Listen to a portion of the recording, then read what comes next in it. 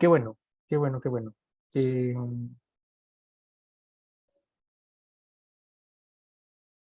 ok, ya estoy grabando. Voy a compartir la pantalla y empezamos al tiro.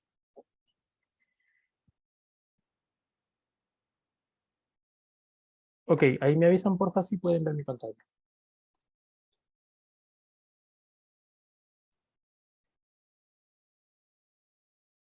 Bien.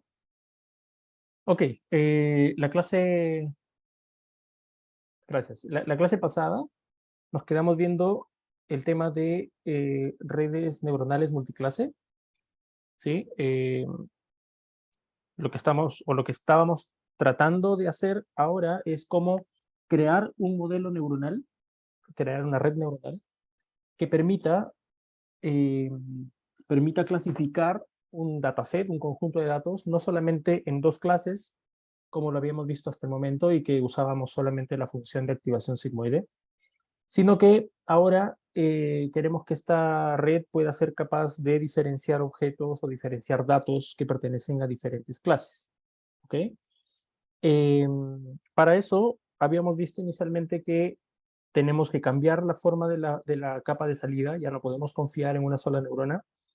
Generalmente, la estrategia para hacer esto es tener tantas neuronas en la capa de salida como clases tiene mi problema. Entonces, básicamente la idea es ahora tener un conjunto de neuronas de salida, que es algo como lo que vamos a ver aquí, ¿cierto? ¿Sí? Yo ahora tengo un conjunto de datos, puedo tener un número de capas ocultas, puedo tener tantas neuronas en las capas ocultas como yo quiera, pero ahora la capa de salida contiene n neuronas en donde n es el número de clases. ¿Ya? Para el ejemplo del dataset MNIST, que contenía clases o datos de 10 dígitos manuscritos, entonces yo voy a requerir, por ejemplo, en este caso, de 10 neuronas de salida. Cada neurona se, se especializa, ¿ya? Esa es un poco la idea. Cada neurona quiero que se especialice en detectar cuál es el ejemplo de entrada o a qué clase pertenece el ejemplo de entrada, ¿de acuerdo? De esa forma, básicamente es como estoy distribuyendo estoy distribuyendo el conjunto de salida a 10 posibles resultados. Y como tengo ahora 10 posibles resultados, entonces la forma como yo deseo la salida de esta red neuronal es que simplemente una neurona de la capa de salida se active y todas las demás se desactiven ante una determinada entrada. ¿Sí? Ahora, nosotros dijimos que una propiedad importante que podría tener esta capa es que ojalá representara una función de densidad de probabilidades, porque yo lo que quiero es que cada valor de salida de estas neuronas corresponda con un valor de confidencia, de alguna forma que me diga qué tan segura está la red neuronal de que un cierto dato de entrada pertenece a una determinada clase. Y eso lo puedo lograr solamente si es que todas las neuronas representan una función de densidad de probabilidades. O sea, que la suma de todos sus valores de 1. ¿Okay? Sume 1. ¿De acuerdo? Sí, y entonces habíamos visto esta función de activación que era la función softmax. Esta función de activación softmax cumple ese rol. Dado un valor de salida para una determinada neurona, lo que voy a hacer es calcular el exponente o exponencial de este valor y finalmente normalizar sobre la suma de todos los potenciales valores exponenciales de todas las neuronas. Esto va a lograr como efecto que si yo tengo cualquier tipo de salida en la capa, en el cálculo lineal de la capa de salida, cualquier valor que yo tenga, entonces lo va a traducir la función exponencial a un conjunto de números positivos primero, y luego, aplicando la normalización, vamos a convertirlo en una función de densidad de probabilidades. ¿De acuerdo? Eh, ok, entonces la idea aquí, ¿sí? La idea aquí es que al finalizar el proceso de mi red neuronal, entonces yo lo que tengo es una salida numérica entre 0 y 1 para todas las neuronas y que además la suma de todos los valores de salida sumen 1. ¿De acuerdo? Y entonces la gran interrogante ahora es cómo utilizo estos valores de salida que ahora sí ya corresponden con una función de densidad de probabilidades, ¿cómo la utilizo para medir un costo? Recuerden que la red neuronal necesita ser optimizada a través de una función que me permita optimizar algún tipo de costo de manera que yo pueda actualizar los pesos en base a ese costo o ese error. O ese loss, ¿sí? Vamos a ponerlo entre comillas porque la palabra loss en inglés significa una cosa distinta, ¿sí? O ese loss que nosotros estamos buscando para tratar de optimizar, ¿de acuerdo? Entonces, vamos a hablar ahora de justamente cómo ahora uso una función de loss que me permita utilizar funciones de densidad de probabilidades. En realidad, yo lo que necesito ahora, si mi red neuronal tiene una salida que es una función de densidad de probabilidades, yo lo que necesito es tener una función de loss o una función de costo que evalúe qué tan diferentes son dos funciones de densidad de probabilidades. ¿Okay? O sea, que mida de alguna forma la congruencia que existe entre dos funciones de densidad de probabilidades. ¿Sí? Y la función de loss típica que se emplea para problemas de tipo multiclase es la cross entropy loss y es la que vamos a estudiar el día de hoy.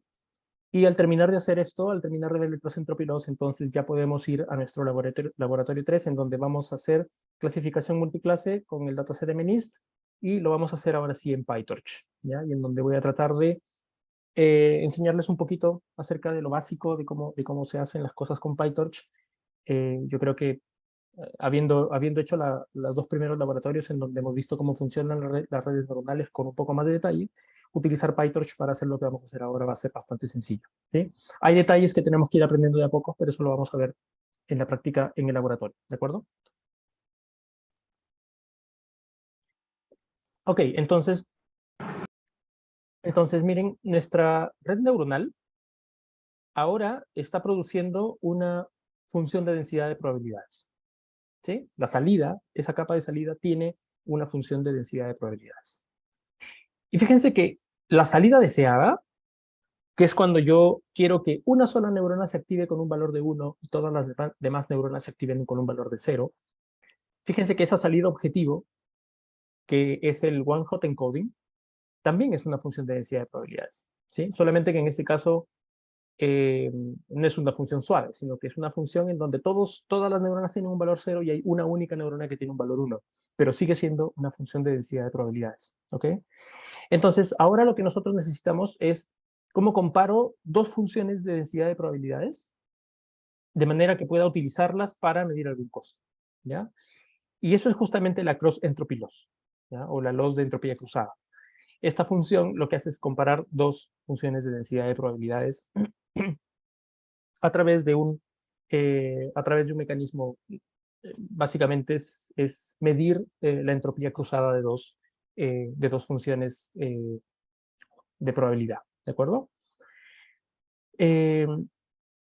Matemáticamente, la cross entropy loss se define a través de esta fórmula, ¿sí? Yo tengo una salida esperada, que es la salida I, y tengo la salida de la red neuronal, que es la salida I'. Entonces, como yo tengo n neuronas, recuerden que yo ahora en la salida puedo tener tantas neuronas como clase tenga mi problema. Entonces, si yo tengo 10 neuronas, por ejemplo, para el ejemplo de MNIST, si tengo 10 neuronas, entonces yo lo que voy a hacer es tomar valor por valor esos 10 números que voy a tener tanto en la función objetivo como en la función de salida de la red neuronal, y voy a utilizar esta fórmula para computar el valor de los final. Esta fórmula dice principalmente que elemento a elemento lo que voy a hacer es multiplicar la salida deseada de una neurona multiplicada por el logaritmo de la salida obtenida de esa neurona. ¿De acuerdo?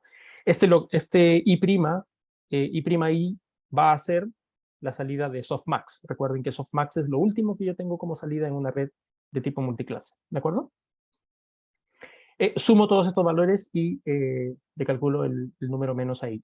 Básicamente es porque así es la definición de la cross entropy loss cuando tengo dos funciones de densidad de probabilidades. ¿De acuerdo?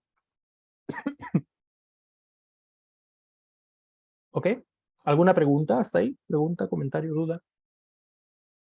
Profe, yo siempre he tenido una duda con respecto a la interpretación como de la probabilidad de la activación, porque no es que realmente, si es que, por ejemplo, se activa una neurona, diga que lo que estoy viendo es con una probabilidad del 80% ser un gato, o sí. Como ¿uno puede hacer realmente esa interpretación tan directa o es como otra interpretación de la probabilidad. En realidad la interpretación del valor de salida más que una probabilidad, yo diría que es un valor de confidencia. Yo diría que es como qué tan segura está una cierta neurona de que el dato de entrada es una salida que pertenece a esa clase. ¿Sí? Cuando una neurona tiene un valor muy grande, por ejemplo, tiene un valor muy grande de salida, supongamos que su salida es 0.999, ¿de acuerdo? Entonces, de alguna forma, como la salida es una función de densidad de probabilidades, yo estoy asegurando que si una neurona tiene un valor de 0.999, el 0.0001 restante está distribuido entre las otras clases. Entonces es como las otras clases no están contribuyendo para nada, ni siquiera están seguras de cuál es la clase, no son capaces de activarse con esa entrada. Entonces es ahí que se interpreta más que como un valor de probabilidad, se interpreta como un valor de confidencia, ¿ya? Que te dice qué tan segura está una neurona de que la entrada pertenece a la clase de esa neurona. ¿De acuerdo?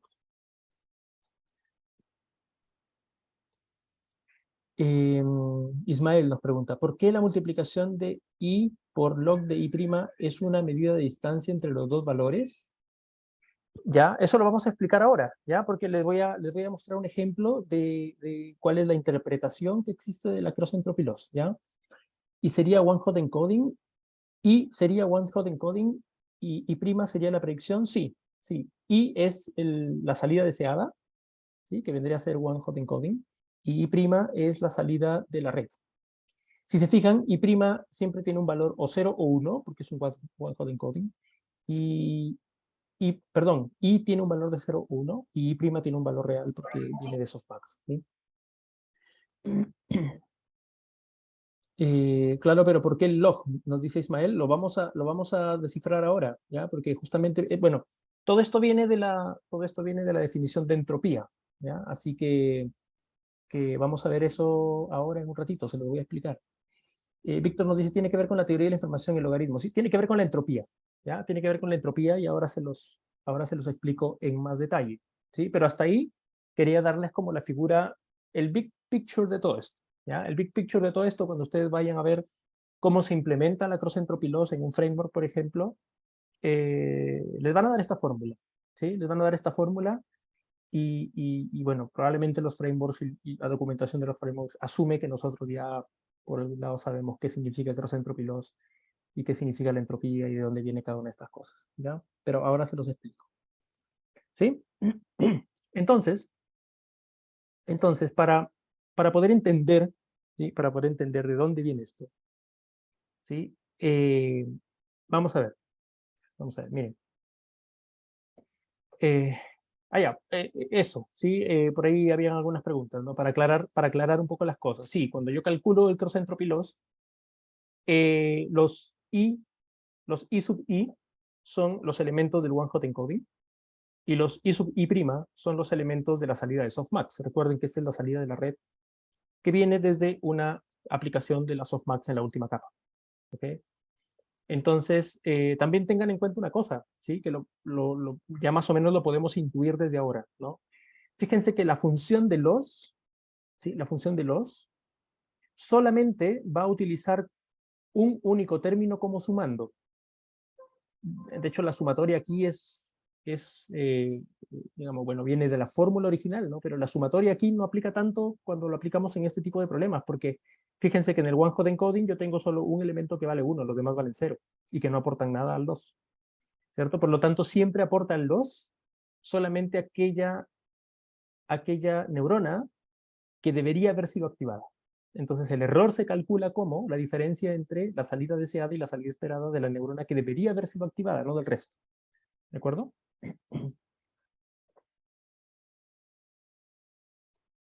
Pablo nos pregunta, ¿SN es del N del minibatch? ¿Alguien le quiere contestar a Pablo, porfa?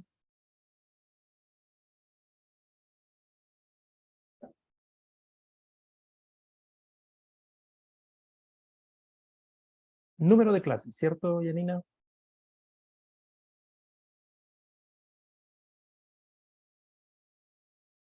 Sí, número de clases, ¿de acuerdo? Número de clases. Diego nos dice, pero el n es cuántos datos o no. Alguien que le conteste a Diego, por favor.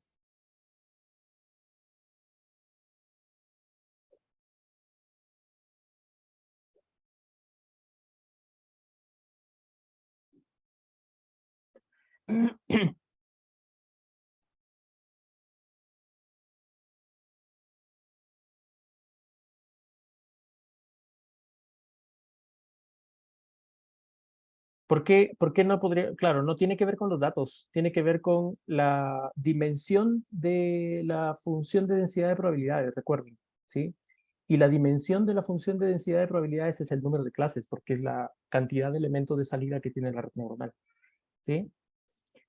Eh, Diego Cortés nos dice, entonces, ¿todo esto es solo para un dato? Claro, porque fíjate, entra un dato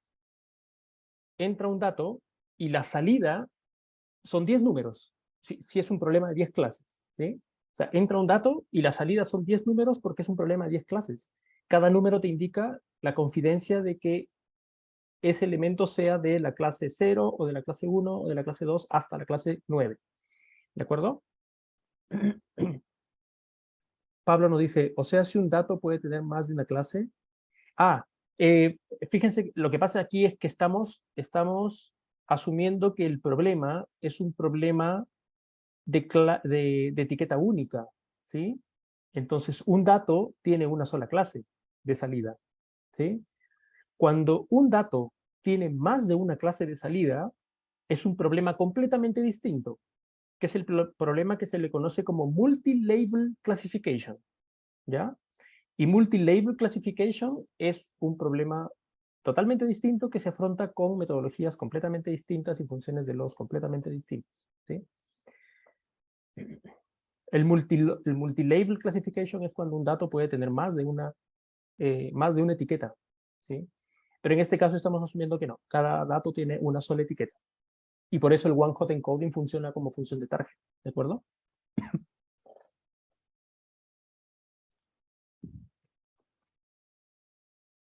¿Ok?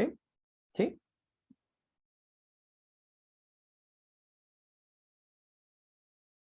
¿De acuerdo? Les dejo aquí en el chat el término multi-label.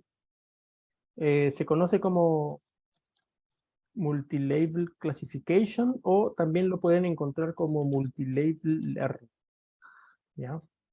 Esos son los términos con los que se usa para problemas de Machine Learning en donde un dato puede tener más de una clase de salida, ¿ya? ¿Ok?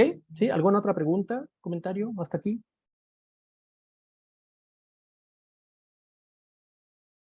Pablo, entonces esa suma es como un producto punto entre i vector y log i vector. Sí, eso, exactamente.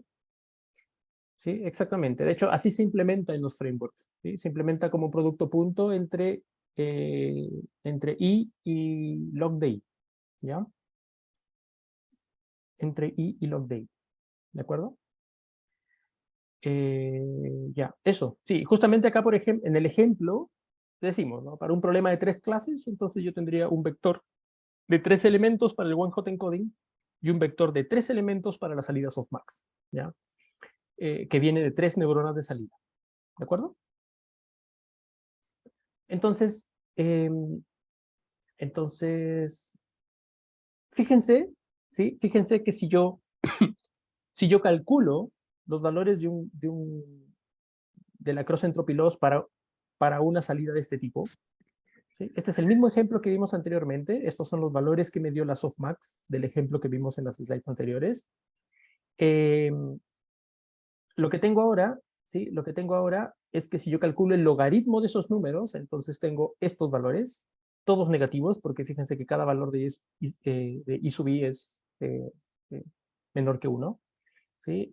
Y cuando yo multiplico estos valores en producto punto, lo único que tengo es un valor que me da menos 0.0944. ¿Qué quiere decir? Porque fíjense que aquí al final hay un signo de menos, que quiere decir que la función de los para este ejemplo es de 0.0944. ¿Ya? ¿Y qué significa ese valor? ¿Ya? ¿Qué significa ese valor? Ese valor indica, acuérdense que la función de los es más pequeña mientras yo esté muy cerca de cumplir el objetivo, y es muy grande cuando yo esté lejos de cumplir el objetivo, ¿ya? Entonces, al final, cumple su cometido. Mientras más pequeño es porque estoy muy cerca de cumplir el objetivo y hacer que la salida deseada y la salida esperada sean iguales. O cuando es muy grande, es que la salida deseada y la salida deseada y la salida de la red neuronal son muy diferentes, ¿ya? Cumple su objetivo, por lo tanto, ¿de acuerdo? Ok, bien, vamos a explicar ahora de dónde vienen estos términos, ¿ya? Vamos a explicar de dónde vienen estos términos. Miren, voy a usar este ejemplo, ¿sí? Que es un ejemplo que está por ahí, por el internet, en algunas explicaciones de cómo funcionan las funciones basadas en entropía, ¿ya? Es un ejemplo que se utiliza mucho para este tipo de cosas. De alguna forma, este ejemplo sirve como para ilustrar de dónde salen las expresiones y cuál es su significado, cuál es su sentido, ¿ya? Primero, vamos a asumir lo siguiente. Yo tengo una antena, ¿sí? Una antena que tiene una función. La función de esta antena es enviar el estado del clima o transmitir el estado del clima de una determinada central de clima, ¿de acuerdo? Eh, eh, sí, ¿ok? Sí, entonces supongamos que en alguna parte de la ciudad eh, digamos, hay una estación de clima y hay una antena que cada vez que se mide algún estado del clima, entonces transmite ese estado del clima, ¿de acuerdo? Entonces, supongamos, ¿sí? Supongamos que yo tengo 5 posibles estados del clima, ¿ya? Los 5 posibles estados del clima son soleado, nublado, nublado parcial, lluvia y tormenta, ¿ya? Esto es un ejemplo, ¿ya? Es un ejemplo. Así que eh, esta antena solamente transmite estos 5 estados de clima, ¿ok? Soleado, nublado, nublado parcial, lluvia, tormenta. Si yo quisiera representar un código binario, que es el que se tiene que transmitir por esta antena hacia otra parte, entonces yo podría elegir, como tengo 5 estados del clima, yo no puedo hacerlo con 2 bits, ¿cierto? Con 2 bits solamente podría transmitir 4 estados del clima. Entonces, para transmitir 5 estados del clima, yo necesito 3 bits, ¿cierto? Entonces, utilizo alguna combinación de bits de manera que caracterizo soleado con 3 bits ceros, nublado con 001, nublado parcial con 010 y así. ¿Okay? Tengo un código distinto para cada uno de los estados del clima. Si yo hago esto, fíjense que lo que estoy haciendo es representando cada uno de los posibles estados con 3 bits. ¿De acuerdo? Cada uno de los posibles estados con 3 bits. Entonces, si yo quiero saber cuál es la cantidad promedio de bits usados para transmitir un evento, son 3 bits. ¿Cierto? ¿Por qué? Porque como todos tienen 3 bits para su representación, entonces el promedio de que todos utilicen 3 bits es 3 bits. ¿De acuerdo? Pero, ¿qué sucede? ¿Sí? ¿Qué sucede? Y ahora vamos a cambiar un poco el contexto del problema. ¿Ya? ¿Qué sucede si yo tengo información acerca de qué tan probable es un cierto estado? ¿De acuerdo? A diferencia del caso anterior, en donde yo no tenía ninguna información extra, simplemente sabía que habían 5 estados, ahora yo tengo 5 estados y yo conozco cuál es la probabilidad de que ocurra un determinado estado. ¿Sí? Yo conozco cuál es la probabilidad de que ocurra un determinado estado. ¿De acuerdo? Entonces, yo sé, por ejemplo, que la mayor probabilidad es que el estado del clima sea nublado, con un 45% de probabilidad, luego hay un 25% de probabilidad de que sea soleado, un 20% de probabilidad de que sea nublado parcial, y menos probable que haya lluvia y menos probable que haya tormenta. ¿De acuerdo? Si yo sigo representando los 3 estados con 3 bits, y yo calculo ahora cuál es la cantidad de bits promedio, yo hago un promedio ponderado, ¿cierto? Hago un promedio ponderado de cada uno de la cantidad de número de bits por la probabilidad de que ese evento ocurra. Fíjense que como sigo utilizando la misma cantidad de bits, así yo pondere con respecto a las probabilidades, entonces yo sigo teniendo un promedio ponderado de 3. ¿cierto? Sigo teniendo un promedio ponderado de 3, ¿de acuerdo? La pregunta aquí es, ¿sí? La pregunta aquí es, ¿cómo puedo mejorar la forma como construyo los códigos ahora utilizando la información de las probabilidades? Porque, por ejemplo, si hay un evento que es muy probable, no tendría mucho sentido que yo utilice la misma cantidad de bits para un evento que es muy probable que para un evento que es menos probable. Como un evento es más probable, entonces yo voy a transmitir mucha más información del evento más probable. Entonces me conviene utilizar menos bits para el evento más probable y utilizar más bits probablemente para el evento menos probable. ¿De acuerdo? Voy a hacer esto a mano, al ojo, como si yo no tuviera cierta información todavía. ¿Ya? Lo que voy a hacer, por ejemplo, según esta tabla, voy a utilizar un solo bit para el estado nublado, ¿sí? Un solo bit para el estado nublado. Voy a utilizar de manera arbitraria, ojo, aquí todavía no estoy utilizando ninguna regla especial, simplemente yo de manera arbitraria cambié algunos códigos, ¿ya? Entonces utilizo un solo bit para el estado nublado, que es el más probable, y de ahí le puse 4 bits al estado soleado, le puse 2 bits al estado nublado parcial, es decir, utilicé diferentes combinaciones de bits y tamaños de bits para esto, ¿sí? Fíjense, con ese solo cambio de haber utilizado un solo bit para el estado nublado, si yo ahora pondero la cantidad de bits por las probabilidades, yo tengo un promedio ahora de 2.25 bits por evento. ¿Sí? 2.25 bits por evento. Recuerdan que anteriormente, sin haber utilizado ningún tipo de información acerca de las probabilidades, y utilizando la misma cantidad de bits siempre, yo tenía 3 bits por evento en promedio. ¿Sí?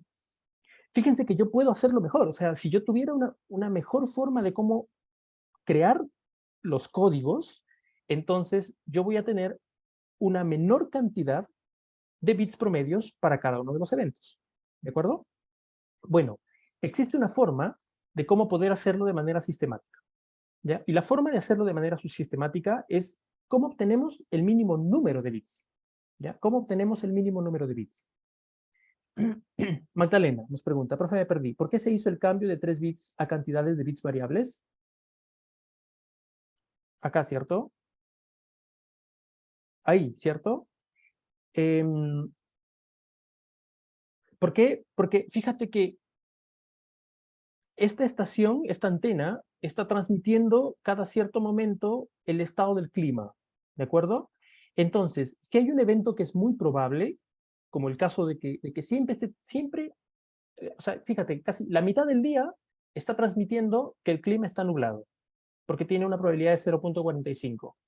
Entonces, como la mayor cantidad de eventos que se transmiten son el evento nublado, en lugar de representarlo con 3 bits, que sería 3 bits de información transmitidas por la antena, lo voy a representar con un solo bit, ¿sí? Y al ser más probable, por lo tanto, estoy enviando menos información que antes, ¿de acuerdo? En realidad la pregunta va a cuál es la relación entre la PX y la cantidad de bits elegidos. Ah, dijimos que por ahora ninguna, ¿sí? Dijimos que por ahora ninguna. Lo único que hice aquí fue arbitrariamente, ¿sí? Arbitrariamente cambiar la cantidad de bits y darme cuenta que incluso haciendo ese cambio arbitrariamente, sin ningún tipo de información, yo ya obtengo la cantidad de bits promedios de 3 a 2.25. ¿De acuerdo? ¿Sí? ¿Por qué hice eso? Primero, ¿ya? ¿Por qué hice eso primero? Porque aquí quiero que entiendan una cosa. Yo podría cambiar esa codificación como yo quiera, sin utilizar ninguna información, y probablemente yo bajo ese valor de bits promedios lo más posible. Pero todavía hasta aquí, no me he hecho la pregunta de, ok, ahora sí, ¿cómo hago para obtener lo óptimo? Porque debe haber un óptimo, ¿cierto? O sea, debe haber una forma de cómo obtener una cantidad de bits promedios que sea lo mejor posible. ¿De acuerdo? Y eso tiene que ver con lo siguiente. Miren, ahora sí la pregunta es, ¿cómo obtengo ese número de bits? Mínimo. ¿Ok? ¿Cómo obtengo el óptimo de ese número de bits? Bueno, voy a partir desde la probabilidad. ¿Ya? Voy a partir desde que yo tengo esta probabilidad que yo conozco, que es cierta información que yo ya tengo, ¿ok? Y lo que voy a hacer ahora, ¿sí? Lo que voy a hacer ahora es dividir, ¿sí? Dividir 1 entre la probabilidad, ¿ya? Dividir 1 entre la probabilidad. Fíjense que cuando yo divido 1 entre la probabilidad, y es lo que tengo calculado aquí abajo, lo que obtengo, ¿sí? Lo que obtengo son números, ¿ya? Lo que obtengo son números que están en proporción y rankeados, digámoslo así, en función de qué tan probable es el evento. Por ejemplo, cuando el evento era muy probable, 0.45, 1 sobre la probabilidad me da 2.22. Cuando el valor es soleado, el valor me da 4. Cuando es nublado parcial, me da 5. Fíjense una cosa. La cantidad de probabilidad define qué tan pequeño es este valor de 1 sobre probabilidad de X. A diferencia de cuando yo lo hice aquí arbitrariamente. Fíjense, cuando lo hice aquí arbitrariamente, de hecho hice algo que estaba muy mal y al ojo yo me pude haber dado cuenta que estaba mal. Le asigné 2 bits a un evento que tenía 20% de probabilidad y le asigné 4 bits a un evento que tenía 25% de probabilidad. ¿Sí? Cuando yo tomo 1 sobre la probabilidad, yo garantizo siempre de que las máximas probabilidades siempre se vayan más abajo y las pequeñas probabilidades siempre se vayan más arriba. ¿Qué estoy logrando con esto? Manteniendo la, estoy manteniendo eh, la proporción, ¿sí? Estoy manteniendo la proporción de que eventos muy probables tengan un valor muy pequeño y eventos menos probables tengan un valor más grande. ¿Ok? Y ahora, ¿sí? Y ahora, yo lo que quiero, ¿sí? Y ahora yo lo que quiero es calcular, ¿sí? Calcular la cantidad de bits, ¿cierto? Calcular la cantidad de bits de este 1 sobre P de X, ¿ok? Esa cantidad de bits la voy a sacar por multiplicar, perdón, por extraer el logaritmo en base 2 de 1 sobre P de X, ¿sí? El logaritmo en base 2 de 1 sobre P de X. Y lo que tengo son estos valores, ¿no? 2 para este valor, 1.15, 2.32, 3.47, 6.66, ¿de acuerdo? Fíjense ahora, si yo utilizo estas cantidades de bits, ¿sí? Esas cantidades de bits que están abajo, ¿ok? Como, como, eh, como pesos, ¿sí? Es la cantidad de bits, ¿sí? Y yo lo multiplico cada una por su probabilidad, lo que estoy haciendo es ponderando cada una de las cantidades de bits y sacando el promedio ponderado. Este promedio ponderado me indica cuál es la cantidad promedio de bits que yo puedo utilizar para representar ese evento, ¿sí? Hacemos eso y lo que obtenemos es 1.86. Fíjense que es un número todavía menor que el 2.25 que yo había obtenido anteriormente. ¿Ok? Que el 2.25 que yo había tenido anteriormente. Miren, lo que hemos hecho aquí, ¿sí? Lo que hemos hecho aquí al calcular esta suma ponderada, ¿sí? Esta suma ponderada de número de bits por probabilidad, no es otra cosa que probabilidad multiplicada por el logaritmo de la probabilidad, sumamos todo y le sacamos el signo negativo. El menos, ¿por qué? Porque fíjense que el logaritmo de 1 sobre probabilidad de x es menos logaritmo de probabilidad de x. ¿Sí? Este valor que acabamos de calcular es la entropía. ¿Ok? Este valor que acabamos de calcular es la entropía. Y esta entropía, ¿sí? Esta entropía es, digamos, en la representación de este problema, es la cantidad de bits óptima con la que yo puedo representar la información que obtengo si yo conozco la probabilidad de los eventos. ¿Sí? Si yo conozco cuál es el clima de la ciudad. O sea, para el ejemplo es eso. ¿Sí? Si yo conozco cuál es el clima, si yo conozco cuáles son las probabilidades de cada evento, y yo quiero calcular la cantidad óptima de bits para transmitir estos eventos, entonces eso es la entropía. ¿Sí? En términos generales, nosotros podríamos decir que la cantidad de bits es, perdón, la entropía es justamente la cantidad de bits que yo, óptima que yo puedo usar para representar una información de la cual yo tengo conocimiento. ¿Ok? Ahora, esto es si yo tengo información de la ciudad A. O sea, supongamos que yo esto lo aplico para Santiago.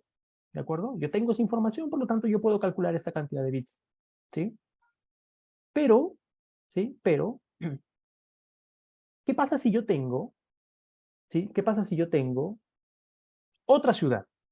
¿No? O sea, yo creé primero un modelo, o sea, yo ya tengo un modelo de la ciudad Santiago que me dice cuántos bits tengo que ocupar para representar cada evento en la ciudad Santiago, porque yo tengo la información de la ciudad Santiago. Pero ¿qué pasa si ahora yo tengo otra ciudad? ¿Sí? Supongamos tengo Rancagua, y en Rancagua hay otras probabilidades. porque Rancagua tiene un clima distinto al de Santiago, ¿sí? Si tengo otras probabilidades, entonces yo ahora lo que tengo es la probabilidad de otra ciudad, ¿sí? Que podría ser diferente a la probabilidad de la ciudad inicial. Y si ahora yo quiero calcular cuál es la cantidad de bits promedio que yo puedo utilizar para transmitir los datos de la antena en la ciudad B, conociendo la información de la ciudad A, entonces yo lo que voy a hacer es calcular, ¿sí? Fíjense que yo lo que voy a hacer es esto, ¿no? Voy a calcular probabilidad de la ciudad B multiplicada por el logaritmo de la probabilidad de la ciudad A, ¿no? Menos el logaritmo de la probabilidad de la ciudad A, ¿sí?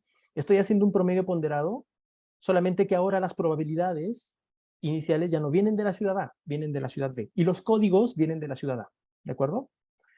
Cuando yo calculo esa cantidad de bits promedios, que en este caso tengo 2.5, aquí lo que estoy calculando es una entropía cruzada. Estoy tratando de inferir, estoy tratando de encontrar cuál es la representación o cuál es la cantidad de bits promedios óptimo que yo puedo utilizar para representar datos de otra distribución utilizando la distribución de la ciudad A. ¿Ok? Fíjense que lo que obtenemos es esta fórmula, que es básicamente la misma fórmula que nosotros hemos obtenido en nuestro, que les mostré inicialmente, ¿sí? Es primera función de probabilidad multiplicada por el log de la segunda función de probabilidad. Todo eso negado, ¿sí? Y esto es el cross entropy, ¿ya? El cross entropy finalmente, para el ejemplo, es la cantidad de información que obtengo en promedio usando la información del clima de la ciudad B y la codificación óptima de la ciudad A. ¿Ok? ¿De acuerdo? ¿Sí? ¿Alguna pregunta hasta ahí?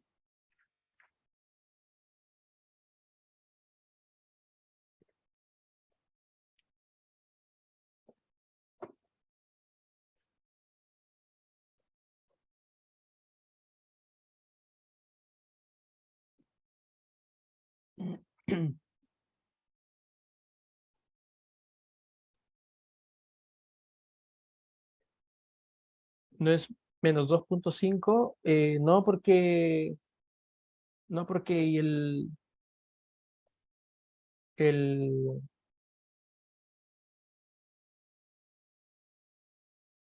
es que esto es menos log, ¿sí? Menos log de 2PA es 2, es positivo.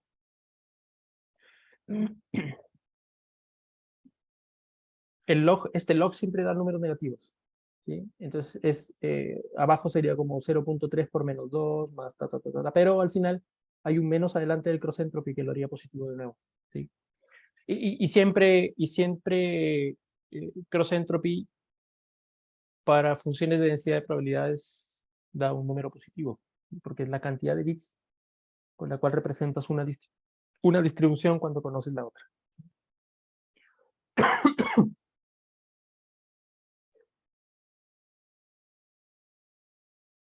¿Preguntas?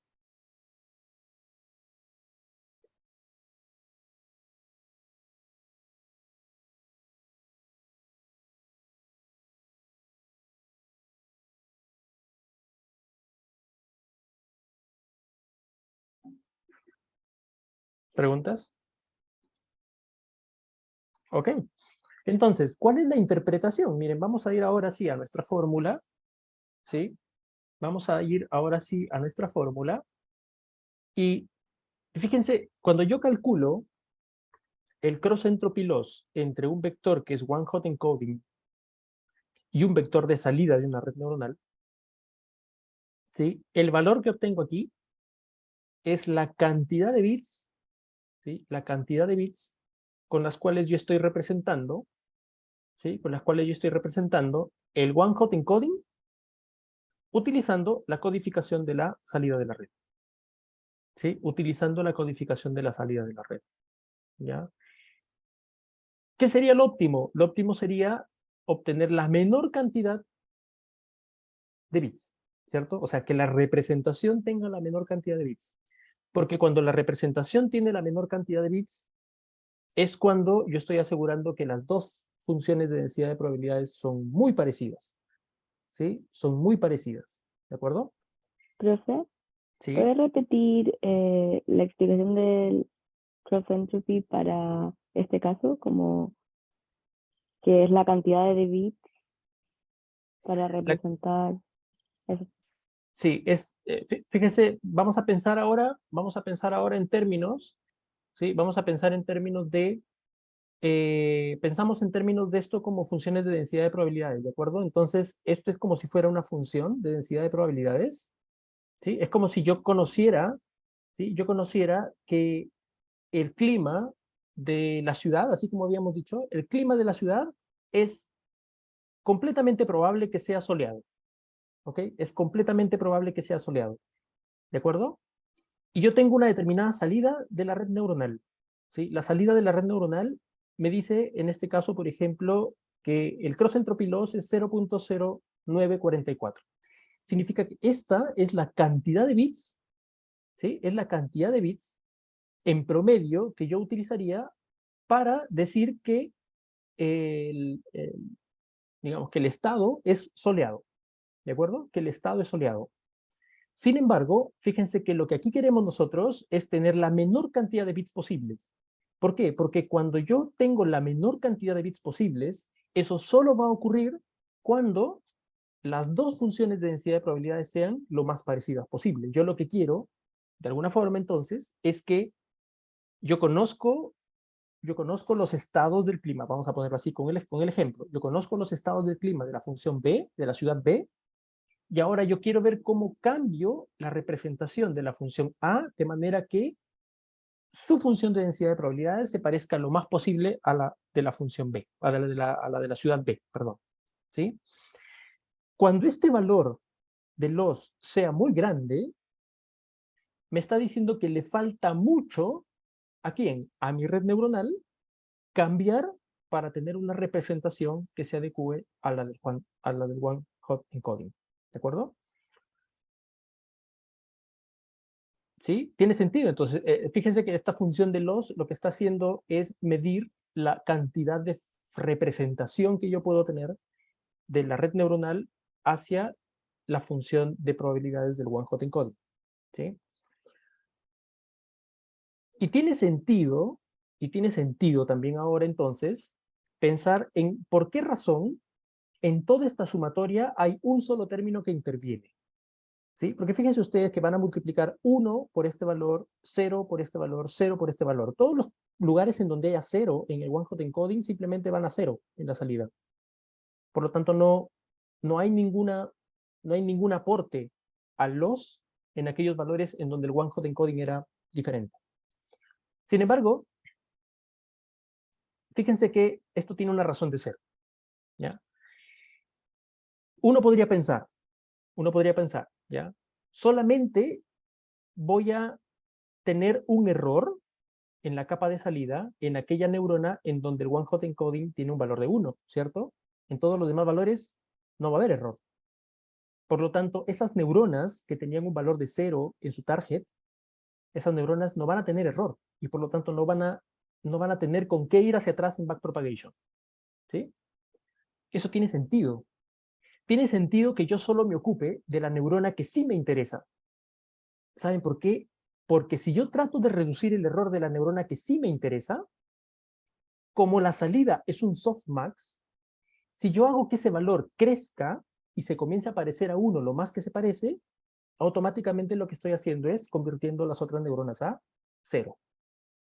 Con la ventaja de que ahora el backpropagation solamente se preocupa por hacer el trabajo bien sobre la neurona de interés y no sobre todas. ¿Sí? Por lo tanto, es además eficiente. ¿Sí? Por lo tanto, es además eficiente porque backpropagation, cada vez que uno genera una salida de la red neuronal, la retropropagación pasa en una sola neurona y a partir de esa neurona se va los errores hacia atrás haciendo el backpropagation. ¿Ya?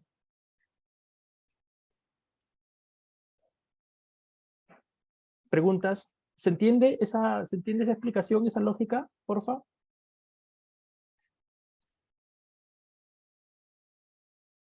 Janina nos dice, si tiene probabilidades empatadas, escoge al azar nomás. Ah, Es fácil, aunque sea, no sé si es fácil, pero ¿se entiende? Tú que estás ahora un poco más Esto metido que yo. no son cosas que entendáis los mismos, creo. ¿quién Como que son hartas ¿Quién fórmulas puede matemáticas, responderle a Yanina, por favor? ¿Por qué hiciste así? No, le sale más fuerte.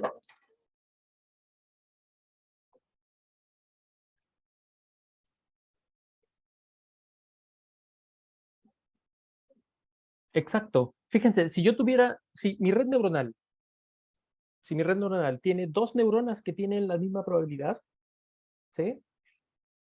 Si una de ellas está asociada al 1 del target, por ahí, por ahí se va el error, ¿sí? La otra no tiene nada que ver, ¿sí? ¿Sí se entiende? ¿Ok? ¿Ok? Bien, ¿preguntas? ¿Preguntas hasta ahí?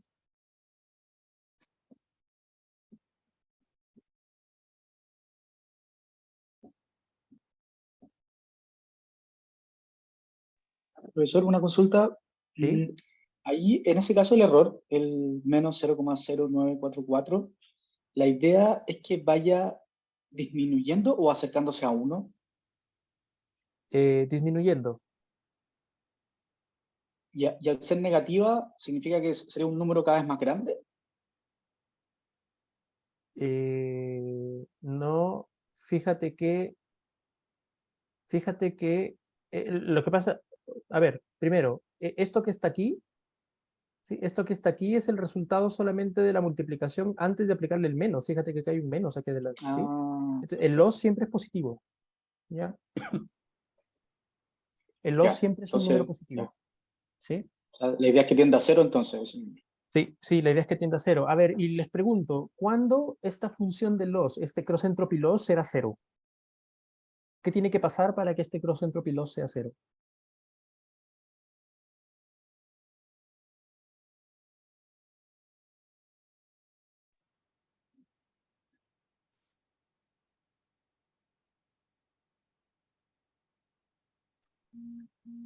Sí, lo que dice Diego, ¿no? El one hot encoding tiene que ser igual a la predicción. O sea, si ustedes aquí tuvieran en la predicción 1, 0, 0, entonces fíjense que lo que les va a salir es el logaritmo de 1 es 0 y por lo tanto 1 por 0 es 0. Y va a ser la única vez o la única opción que uno tiene para que eso salga perfecto.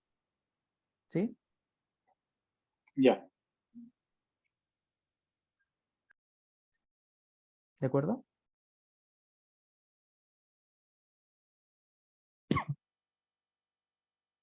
¿Sí?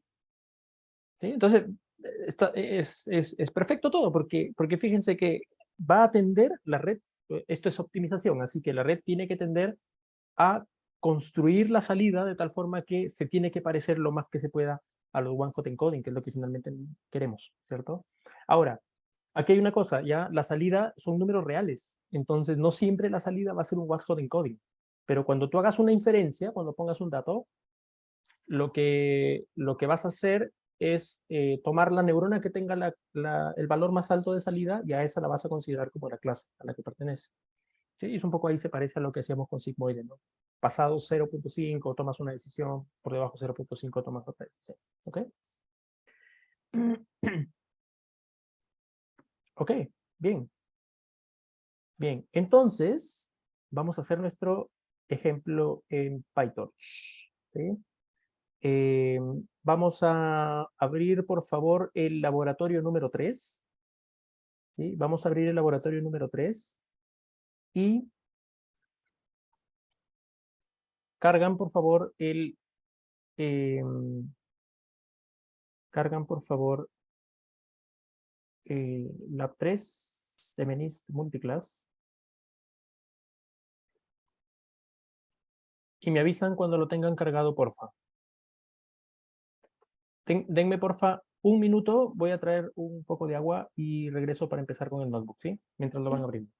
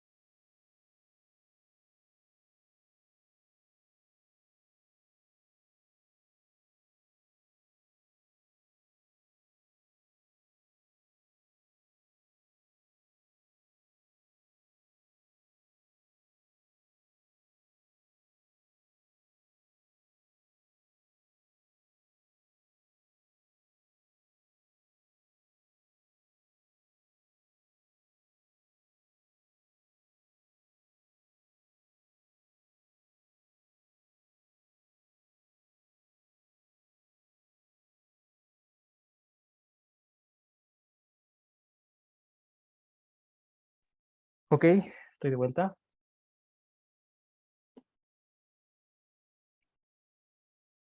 Eh, ah, sí, porfa. Sí, es más fácil que entren por el GitHub porque ahí incluso tienen el botoncito y les abre directo el lab, ¿sí? Ya no tienen que estar descargando ni nada. Así que les recomiendo que sí, lo abran desde el GitHub mejor. ¿Ya? Ok, estamos entonces. Bien, miren, en este laboratorio, vamos a ver cómo hacer varias cosas en realidad, ¿ya? Vamos a ver varias cosas. Vamos a mezclar incluso cositas como analizar qué es lo que está pasando con la data de una red neuronal. Vamos a hacer algunas cositas de visualización simples para poder ver qué está pasando con la data de una red neuronal. Y ahora tenemos un dataset más grande, ¿sí? Entonces, MNIST es un dataset que tiene 60.000 datos, 60.000 ejemplos de entrada. Entonces, eso lo hace también interesante porque ahora sí podemos ver cuál es el potencial, por ejemplo, que tiene un framework para hacer cómputo sobre cantidades de datos ya no tan pequeñas, ¿sí? Lo primero que vamos a hacer es, vamos a descargar este zip que se llama mnist.zip, que está en mi página web. Este zip contiene unos códigos, ¿ya? Un paquete principalmente de Python que permite descargar la data de MNIST. La data de MNIST se encuentra en unos archivos guardados en un formato que no es convencional, ¿ya? Y entonces lo que hace este paquete es facilitarnos el hecho de traer la data, ¿sí? Ojo que después vamos a ver, por ejemplo, que todos estos datasets clásicos están disponibles en PyTorch también, y uno puede utilizarlos, ¿ya? Pero por ahora me interesa que nosotros hagamos alguna parte de preprocesamiento para saber qué es lo que hace, o sea, qué es lo que se hace para hacer funcionar esto, y luego vamos a poder ocupar las cosas básicas de PyTorch también, ¿sí? Eh, Ok, miren, PyTorch está compuesto por diferentes tipos de módulos, ¿ya? Módulos que hacen diferentes cosas, ¿ya? Por ejemplo, hay un módulo en PyTorch que se llama NN, que contiene todas las definiciones de los tipos de capas, ¿ya? O sea, capa lineal, funciones de activación, funciones de capas convolucionales y todo ese tipo de cosas, está en el módulo que se llama NN de PyTorch, ¿ya? También hay un submódulo que se llama Functional que tiene todas las funciones, por ejemplo, función para calcular softmax, función para calcular ReLU, función para calcular sigmoides, diferentes tipos de funciones de activación, ¿sí? Hay un submódulo que sirve también, por ejemplo, que contiene todos los algoritmos de optimización. Hasta ahora nosotros hemos visto solamente gradiente descendente estocástico simple, pero hay muchos otros algoritmos, ¿no? Los que vamos a ver la semana siguiente, por ejemplo, todos están implementados ahí en PyTorch, ¿no? Adam, RMSprop, ¿sí? Diferentes tipos de algoritmos de optimización. Y también existen algunas utilitarias, por ejemplo, para manejar datos y cosas por el estilo. Así que hay varias cositas que, bueno, con el tiempo, no son muchas cosas, no es muy denso esto, ¿sí? Así que con el tiempo nos vamos acostumbrando a utilizar PyTorch de manera casi sistemática. Aquí estoy importando algunas cosas de scikit-learn porque me interesa hacer algunas cosas con respecto a la visualización y a los datos. Y después los paquetes clásicos para manejar cosas aquí, ¿sí? Fíjense que aquí al último hay un import mnist que lo que está haciendo es importar ese paquete que han descargado de mi página. Vamos a utilizar una cierta semilla para que todos tengamos los mismos resultados, ¿sí? Y aquí sí hay que tener en cuenta una cosa. Hay que inicializar la semilla de Python, hay que inicializar la semilla de NumPy, hay que inicializar la semilla de PyTorch, hay que inicializar la semilla de CUDA, es decir, hay que inicializar muchas semillas, ya que vamos a utilizar, cada framework tiene una semilla en particular y hay que inicializarlas todas si es que queremos replicar los resultados, ¿ya? A continuación vamos a ver qué hacemos con la data. Lo primero que vamos a hacer con la data, miren, tenemos unas funciones de ese paquete que han descargado, ¿sí? Que nos permite obtener la data de entrenamiento y la data de test y sus etiquetas, ¿ya? Sin embargo, lo que vamos a hacer aquí es, vamos a hacer un preprocesamiento a esta data. Lo primero es que las imágenes de MNIST vienen, cada imagen viene en una matriz de 28 por 28. ¿Ya? Entonces, es una matriz que contiene la imagen cuadrada de 28 por 28. Como yo voy a trabajar con una red neuronal que todavía no es convolucional, es una red neuronal MLP, ¿okay? Lo que voy a hacer es linealizar o vectorizar las matrices. Por lo tanto, si yo vectorizo una matriz, lo que voy a tener es que cada imagen ya no va a ser una imagen de 28 por 28, sino que cada imagen va a ser un vector de 784 números. ¿Ok? La primera línea no funciona en Windows. ¿No lo estás ejecutando en Colab? Si no estás en Colab, obviamente no va a funcionar porque wget es un comando de Linux. ¿Sí? wget, unzip son comandos de Linux. Por eso es que no va a funcionar en Windows. ¿Ok? Ya. Entonces, lo que estamos haciendo en este bloque de código es cada matriz de 28 por 28 la estoy convirtiendo a un solo vector de 784. ¿De acuerdo? Y además, lo que voy a hacer, miren, es que voy a calcular la media y la desviación estándar, ¿sí? La media y la desviación estándar de cada componente, o sea, esto va a ser una matriz, ¿cierto? Mis datos ahora están ubicados en una matriz de 60.000 filas por 784 columnas, ¿ya? Yo lo que voy a hacer es sacar la media y la desviación de cada columna. Obviamente lo que estoy haciendo aquí es calcular la media y la desviación de cada future de mi conjunto de datos, ¿sí? Y lo que voy a hacer es normalizar la data restándole la media y dividiéndola sobre la desviación estándar. ¿Para qué hacemos esto? Esto se conoce, ¿ya? Esto se conoce, y lo voy a colocar aquí, se conoce como widening, ¿no? ¿Sí? Data widening, ¿ya? Y si ustedes han hecho algún curso de Machine Learning o algún curso de minería de datos o algún curso sobre Data Engineering o lo que sea, ¿sí? El Data Widening es una técnica en donde yo llevo toda la data, ¿sí? Llevo toda la distribución de la data, la llevo al origen de coordenadas y la escalo de manera que la desviación estándar esté acotada, ¿sí? Eso es lo que hacemos con Data Widening, ¿ok? Fíjense por qué hacemos esto aquí y por qué no lo habíamos hecho antes. La data que tenemos de entrada es una data que, la verdad, yo conozco poco su distribución. Son imágenes, las imágenes tienen valores distintos, tienen valores que yo probablemente ni conozco, ¿sí? Entonces, me conviene esa distribución, de la cual yo no sé mucho, hacerle un data whitening, porque con ese data whitening yo al menos garantizo que la distribución está en el centro de su espacio y además la desviación estándar no se está disparando, no son valores muy grandes, hay valores acotados, ¿ok? Víctor nos pregunta, buena pregunta, ¿por qué se divide por 255? Porque los datos de entrada de las imágenes, el máximo valor numérico que tienen estos datos de entrada es 255, ¿ok? Entonces, toda esta matriz de datos, el máximo valor numérico que puede tener es 255. Entonces, estoy dividiendo entre 255, ¿sí?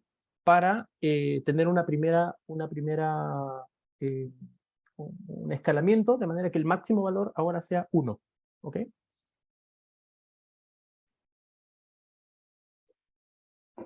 Y ahora, una vez que tenemos la data ya normalizada, fíjense que lo que estamos haciendo aquí esto ya es Python, ¿sí?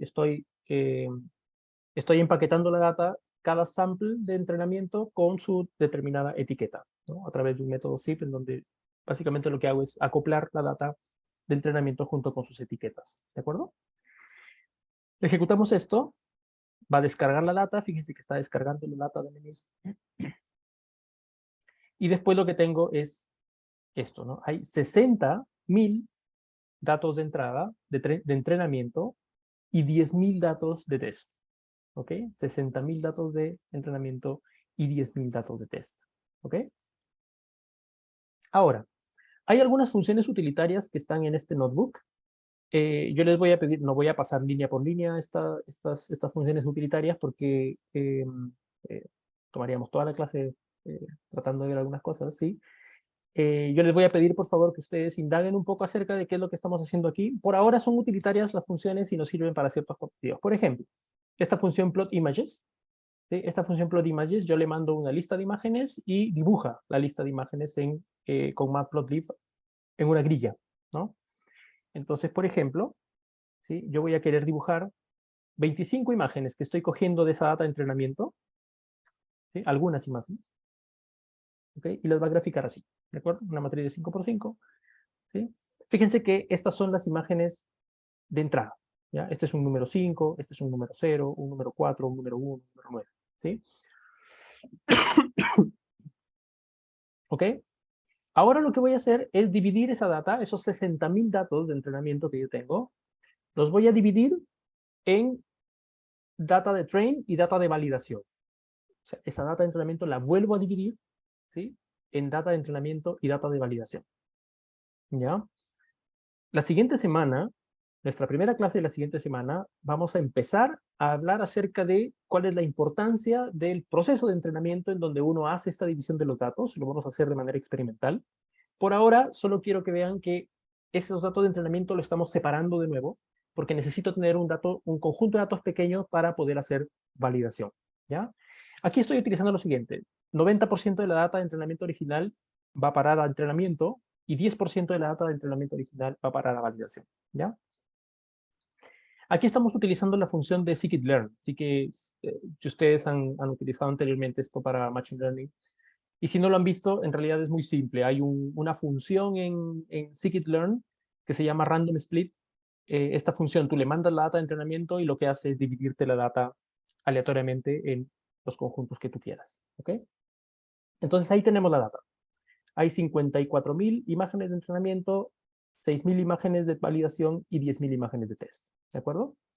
Por ejemplo, voy a dibujar algunas imágenes de validación. ¿Sí? Lo que tengo es eso. ¿De acuerdo? Ahora sí, voy a utilizar PyTorch, ¿sí? Voy a utilizar PyTorch para construir mis batches. Miren, nosotros habíamos hecho esto anteriormente a mano, ¿no? Es decir, en cada uno de nuestros bucles dividíamos la data en batches y la íbamos pasando por la red neuronal, ¿recuerdan? PyTorch tiene esa abstracción lista. Nosotros no tenemos que hacer mucho. En PyTorch hay una clase que se llama Data Loader, ¿sí? Esta clase Data Loader, yo le mando toda la data, ¿sí? Yo le mando toda la data y le mando el tamaño del batch y automáticamente esta clase se va a hacer cargo de crearnos los batches para nuestro entrenamiento, ¿sí? Entonces nosotros ya no tenemos que hacerlo, ¿sí? Sino que PyTorch me da una clase en donde yo le mando la data, le digo cuál es el tamaño de cada batch y automáticamente PyTorch va a hacer la división de la data y me la va a entregar por batches, ¿ya? Al momento que yo haga el entrenamiento ya van a ver que me la va a entregar por batches de manera que yo la voy a utilizar simplemente para mi proceso. Hay un parámetro que se suele utilizar mucho que es el shuffle.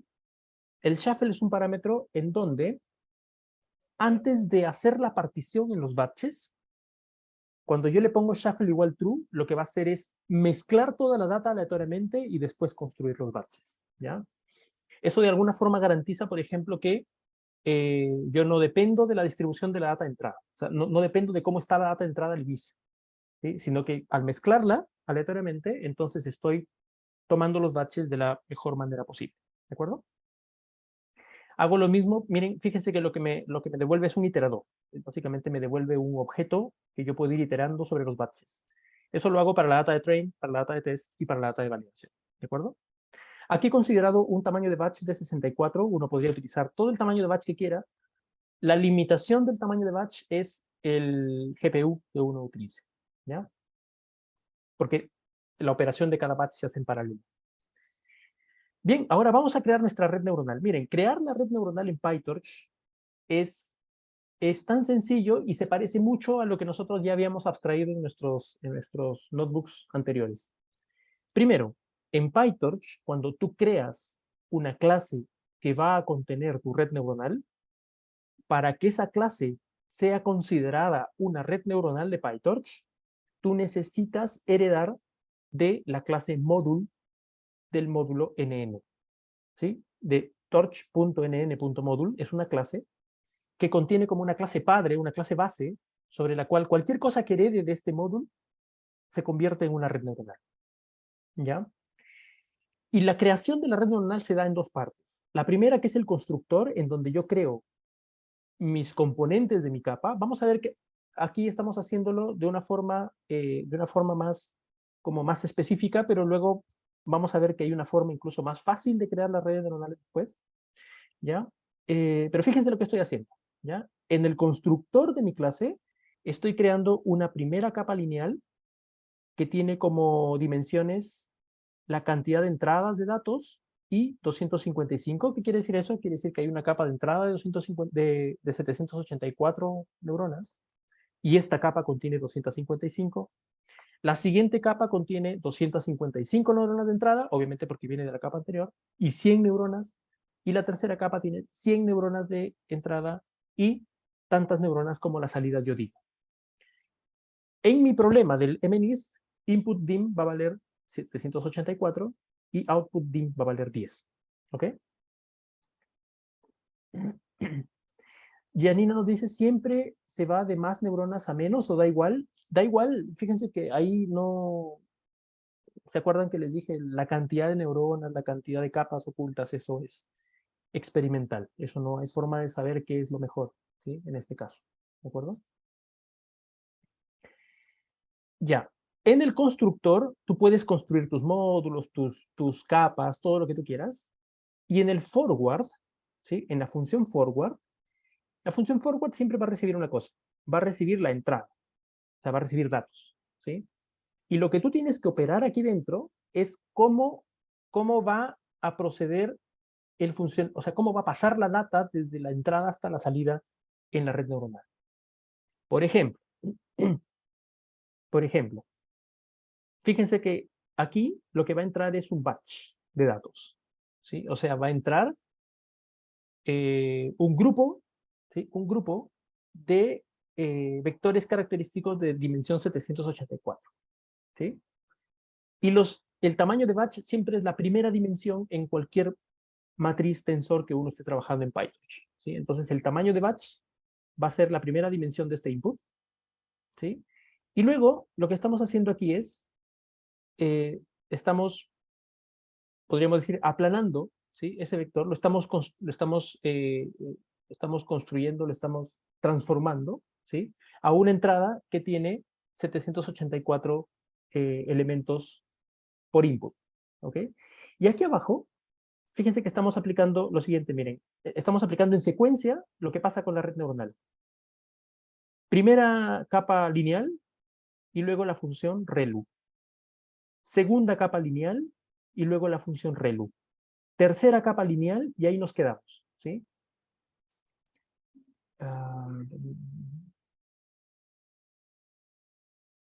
Ok, sí, pero fíjate que aquí está entrando un grupo, ¿sí? Está entrando un grupo de características, ¿sí? Está entrando un grupo de características que tienen además una dimensión más. Lo que pasa es que en PyTorch, ya vamos a ver luego cuando vamos a hacer una práctica de PyTorch la próxima semana en donde veamos más detalles acerca de cómo trabaja la data. PyTorch crea una dimensión más para los batches, ¿ok? Entonces, al crear una dimensión más para los batches, eso hace que nosotros tengamos que siempre saber, ¿sí? O sea, como quitar esa dimensión de más para poder hacer el procesamiento, ¿ya? Eso pasa mucho y bueno, de hecho cuando trabajamos con imágenes, por ejemplo, ahí todavía se complica más la cosa porque los batches pasan como arreglos de 4 dimensiones y ya no es tan fácil de poder intuir qué es lo que está pasando ahí, ¿ya? Ok, ok. Ya, una cosa, fíjense lo que estoy haciendo aquí. Estoy calculando el valor de salida de la red neuronal, pero ese valor de salida es simplemente el último fully connected, no le apliqué ningún softmax, ¿sí? Esto es porque en PyTorch, softmax y el cross entropy loss, fíjense que softmax se aplica sobre la última capa, sobre la cual después se aplica el cross entropy loss. En PyTorch, ambas funciones están fusionadas. Está fusionado el softmax con el cross entropy loss. De tal forma que aquí, por ejemplo, no es necesario utilizar el softmax ya, porque directamente lo que salga de aquí, cuando yo le aplique la función de pérdida, le va a aplicar el softmax y le va a aplicar el cross entropy loss en un solo cómputo, ¿ya? Ahora, aquí quiero que tengan en cuenta una cosa. Miren, la función forward de su red neuronal puede devolver la información que ustedes quieran, ¿ya? Puede devolver la información que ustedes quieran. Por ejemplo, aquí esta función forward de mi red neuronal está devolviendo dos cosas. Está devolviendo el valor de salida de la red neuronal, de la última capa, pero además yo estoy devolviendo la salida de la capa antes de la última capa. O sea, podríamos decir la salida de la penúltima capa, ¿sí? Recuerden ustedes, miren, la penúltima capa, FC2, tiene 100 neuronas de salida. Por lo tanto, cuando entra un dato a esta red, en algún momento se calculan valores para esas 100 neuronas y ese vector de 100 elementos yo le estoy sacando en este H2. ¿Ya? Ya les voy a mostrar luego para qué estamos haciendo eso. Pero mi red neuronal está calculando los valores de salida, que son 10 valores, y los valores intermedios, que son 100 valores. ¿Ya? ¿Ok? Y ahora sí voy a crear mi red neuronal. Miren, instanciar esta clase es tan simple como crear un objeto de la clase con las variables que yo disponga. En este caso tengo dimensión de entrada, dimensión de salida. Es porque en mi constructor tengo dimensión de entrada y dimensión de salida. ¿Sí? ¿Ok? Y ahora miren, voy a utilizar esta función de ayuda que me va a permitir contar cuántos parámetros tiene mi red. Mi red tiene actualmente 222.360 parámetros entrenables. ¿Ok? Fíjense cómo fácilmente, con una red neuronal muy pequeña ahora, para el problema de MNIST, ya comenzamos a escalar y ya dejamos de tener una red neuronal pequeña que tenía 60 parámetros, ¿sí? La última que vimos. Ahora hemos creado una red neuronal que tiene 222.360 parámetros, ¿ya? Ya se pueden imaginar que entonces cuando uno comienza a tener como más data y uno va como haciendo más compleja la red neuronal, entonces claramente este número de parámetros va aumentando hasta números que nos hacen pensar en estos modelos gigantes que existen ahora que tienen billones, trillones de parámetros, ¿no? Ok. Bien, ahora, en PyTorch yo necesito construir un objeto para el algoritmo de optimización. Existen diferentes algoritmos. Nosotros lo que vamos a hacer aquí es simplemente instanciar gradiente descendente estocástico. Este objeto necesita los parámetros del modelo, los cuales se obtienen con la función parameters desde el objeto model, y necesita el learning rate. Y nada más, ¿ok? Hay otros optimizadores. La siguiente semana vamos a ver una práctica sobre optimizadores. Ahí vamos a ver todos los optimizadores que conocemos en PyTorch y vamos a hacer una prueba, ¿ok? También tengo que crear la función de entropy loss, que es un objeto aparte. Esta función de entropy loss viene lista, implementada. Aquí voy a utilizar la función cross entropy loss, ¿sí? Y ahora hay una cosa interesante en PyTorch, y es que en PyTorch yo puedo decidir si es que el entrenamiento lo voy a hacer en GPU o lo voy a hacer en CPU. Cuando lo voy a hacer en CPU, entonces es necesario crear un objeto que me diga cuál es el dispositivo en donde voy a hacer todo. Esto que está aquí va a tener la descripción CUDA, si es que tengo CUDA disponible, o si no, lo va a hacer simplemente en el CPU. ¿Ok? Y ahora lo interesante es que mi red neuronal, mi función de criterio, mi optimizador, todo lo voy a mandar al GPU, perdón. ¿Sí? Entonces hay una función que se llama model to device, significa llevar el modelo al GPU. Criterion to device significa poner la función de pérdida en el GPU también. ¿Ya? Y luego aquí tenemos algunas funciones utilitarias, ¿no? Por ejemplo, la función utilitaria que está aquí, calcular accuracy, lo que está haciendo es calcular el accuracy entre dos vectores, nada más. ¿Sí? Básicamente está midiendo cuántos se parecen y cuántos no, y sumando y sacando la proporción. Y luego ya llegamos a nuestra función de entrenamiento. Miren, nuestra función de entrenamiento recibe una red neuronal, recibe un iterador de datos, recibe un optimizador, recibe una función de loss y recibe un dispositivo, que podría ser el GPU o el CPU.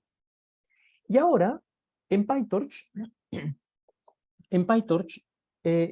yo tengo, la red neuronal tiene dos modos, ¿ya? La red neuronal tiene dos modos.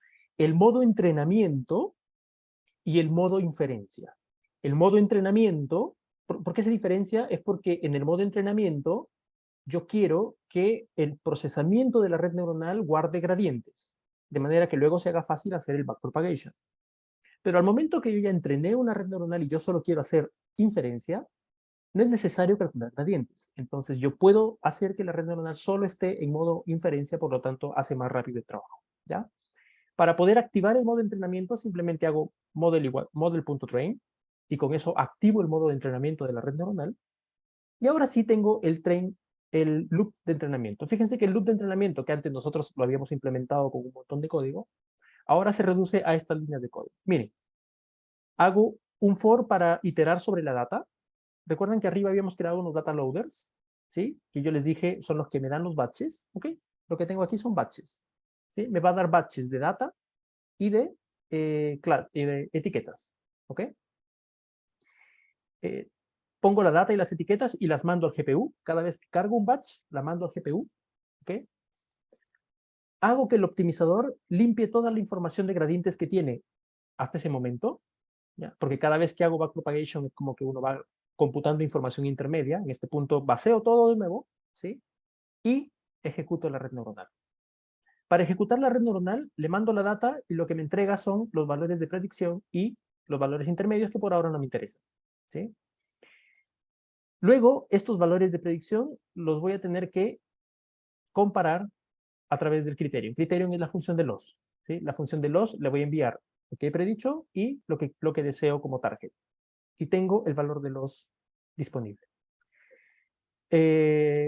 Llamo a mi función para computar accuracy en ese punto. Y ahora fíjense que cuando ya calculé el loss, yo también ya calculé, ¿sí? Yo también ya calculé, o ya tengo disponible calcular los valores de error y de gradientes. Eso se hace haciendo loss.backward. Como el loss es el error que calcula todo, ahora ¿recuerdan ustedes backpropagation, en donde yo calculo todos los errores y calculo todos los gradientes hacia atrás? Eso lo hago con loss.backward. ¿Ok? Y luego, optimizador.step aplica las reglas de actualización de gradiente descendente estocástico. ¿De acuerdo?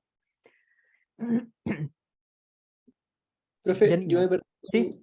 en el optimizer.0grad, ¿por qué se aplica esa función? Lo que pasa es que cuando tú haces una pasada, ¿sí? Cuando tú haces una pasada de la data por la red neuronal, se precomputa información intermedia de los gradientes. Y esa información intermedia de los gradientes la tiene el optimizador, ¿sí? Tú, cada vez que pasa data, ¿sí? Pasa data y luego haces backpropagation hacia atrás. La siguiente vez que vas a hacer la siguiente pasada con el siguiente batch, tú quieres vaciar toda esa información porque ahora vas a empezar de nuevo, ¿sí? ¿De acuerdo? Sí, profe, súper claro. Janina nos dice, me cuesta entender la magia de cómo el loss.backward actualiza los gradientes y mete eso en el modelo. Sí, miren, si ustedes quieren saber cómo funciona todo el proceso de calcular errores y gradientes en PyTorch, les recomiendo que lean sobre autodifferentiation o autodiff. Autodiff PyTorch, ¿ya? ¿Ok? Autodiff es el algoritmo o el framework que utiliza PyTorch para... Es como que mantuviera un registro de cómputo desde el input hasta el output. Y cuando tú aplicas backward, PyTorch conoce todas las funciones que se han aplicado durante el proceso de forward, de manera que actualiza los errores y los gradientes con esa información, ¿ya? Matías nos dice, ¿esta función está entrenando la red con todos los batch? Sí, porque fíjate que este iterador te retorna un batch a la vez, ¿sí? Te retorna un batch a la vez y como es un iterador que está dentro de un for, Cuando termina todo este for, haces una pasada por todo el conjunto de datos. ¿Ok? Eso sería una época. ¿De acuerdo? Miren, voy a ejecutar esto. Hay una función de evaluate que básicamente hace lo mismo. ¿Sí? Fíjense ustedes que hace lo mismo, solamente que la diferencia de evaluate es que está calculando información sobre, está calculando la red neuronal, pero ahora sin utilizar gradientes, ¿ya? Porque cuando yo quiero solamente probar si la red neuronal funciona bien, no necesito calcular memoria intermedia para gradientes, ¿ya? Esa es la única diferencia con la función evaluate. Y ahora hay una función para calcular la época, el tiempo de la época. Esto es en realidad un utilitario, ¿sí? Entonces, miren, nuestro bucle de entrenamiento hace lo siguiente. Para cada época de mi proceso, entreno el modelo, ¿sí? O sea, hago la pasada por toda la data, evalúo el modelo. Fíjense que la diferencia aquí es que estoy utilizando la data de entrenamiento para entrenar y la data de validación para evaluar. Es la única diferencia. Y luego estoy utilizando algo nuevo que no habíamos visto hasta ahora, y es que estoy registrando cuál es el mejor loss hasta un determinado momento. Y si en algún momento yo encuentro un loss que es mejor que alguno de los anteriores vistos, estoy guardando la red neuronal en un archivo. ¿Eso por qué? Porque después yo puedo querer usar ese mejor modelo que tiene el menor loss para hacer algunas cosas. Y después lo de abajo es, fíjense que simplemente mostrar la información. Vamos a correr esto. Y con esto creo que vamos a terminar. Fíjense, Train Accuracy empieza de hecho muy alto. Hay solo 10 épocas en este proceso. ¿Sí? La red neuronal empieza a converger, de hecho, a un valor de accuracy en validación por encima del 95% en solo 10 épocas. ¿Sí? De hecho, voy a cargar el mejor modelo, que ya está guardado en un archivo, y voy a hacer evaluación de ese modelo sobre la data de test. ¿Sí? Y fíjense, tengo 95.60 de accuracy en datos de test. ¿Sí? Y además lo hicimos muy rápido. ¿Por qué? Porque fíjense que PyTorch está haciendo todo esto en paralelo. ¿Ya? Preguntas hasta ahí.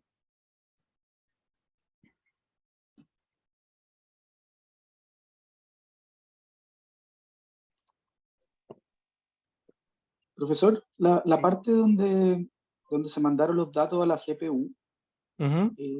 eso la verdad que no lo había visto. ¿Quedan disponibles también para el acceso desde el CPU, por ejemplo, en ese caso? Ya, gracias. Buena pregunta. No. Cuando yo hago esto, fíjense que aquí estamos haciendo el batch X, lo estamos mandando al GPU, y el batch Y lo estamos mandando al GPU también. Si tú aquí abajo quisieras utilizar XY, antes de utilizarlos, tendrías que de nuevo traerlos del GPU a la CPU. ¿Ya? Ah, perfecto. ¿Sí? Y hay una función para eso, ¿no? Uno haría como x1 igual x1.cpu. ¿Sí? Eso significa traer la data que está en el GPU, traerla al CPU. ¿Sí? Ya. Entonces, cuando calcula el accuracy más abajo, lo está haciendo también en GPU, el cálculo de la Eh, accuracy. sí, sí, porque fíjense que la función calcular accuracy, ¿sí? La función calcular accuracy está operando sobre los tensores que están directamente, o sea, aquí estoy utilizando PyTorch, entonces PyTorch, Ya. si tú utilizas las funciones de PyTorch, no importa dónde esté tu data, la data puede estar en el GPU, en el CPU, igual la opera. Pero si tú quisieras aplicar o utilizar NumPy, por ejemplo, para calcular el accuracy, tendrías que traer la data al CPU y recién utilizarla en NumPy. ¿Ya? Ah, ya. O sea, si ocupo funciones de PyTorch, no debería preocuparme.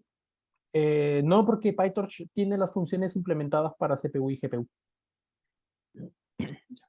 Pero algunas veces sí es necesario traer la data. Así que, y eso lo vamos a ver más abajo. Por ejemplo, más abajo, cuando nosotros estamos trayendo la data de, aquí por ejemplo, ¿sí? Fíjate que estamos trayendo la data que la pusimos en el GPU, ¿sí? La quiero mostrar, la quiero visualizar, fíjate que la estamos trayendo al CPU a través de esta función, como te dije, ¿no? XCPU y SPU, Ah, sí. Ujú.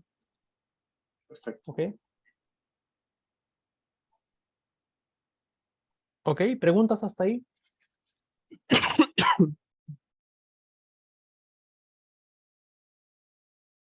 Ok, bien, si no hay preguntas, nos vamos a quedar ahí, ¿sí? La siguiente clase empezamos con el notebook, porque vamos a ver todavía algunas cosas más aquí acerca de, básicamente, tratar de entender qué está haciendo esta red neuronal. Y vamos a continuar con inicialización de pesos, ¿sí? Inicialización de pesos y posteriormente optimización, que probablemente ya lo estemos viendo la siguiente semana, ¿ok? Eso. Yo el día de mañana voy a salir de viaje, pero de todas formas el día miércoles tenemos clase, ¿ya?